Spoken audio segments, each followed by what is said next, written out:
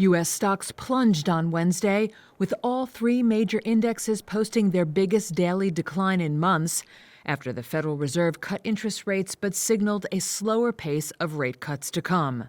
The Dow dropped more than 2.5%, suffering its 10th straight session of declines, one shy of its longest-ever losing streak.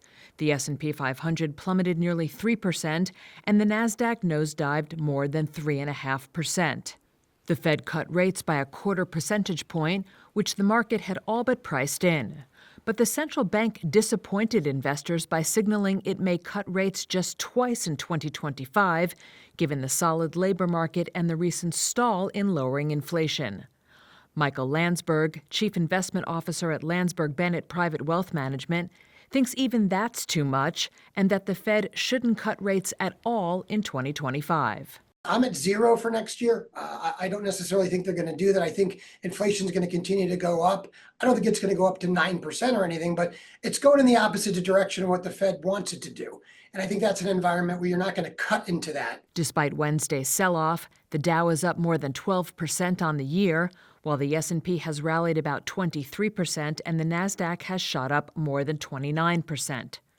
Shares of cryptocurrency-related companies were some of the hardest hit on Wednesday after Fed Chair Jerome Powell threw cold water on President-elect Donald Trump's potential plan of creating a national Bitcoin reserve.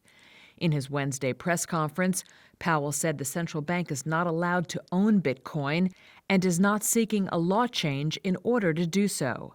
Shares of Bitcoin proxy MicroStrategy tumbled 9.5%, while Bitcoin miners Mara Holdings and Riot Platforms plunged more than 12% and 14%, respectively. Small-cap stocks, seen as benefiting from a lower-rate environment, also fell after the Fed's outlook, with the small-cap Russell 2000 index shedding 4.4%, its biggest drop since June of 2022.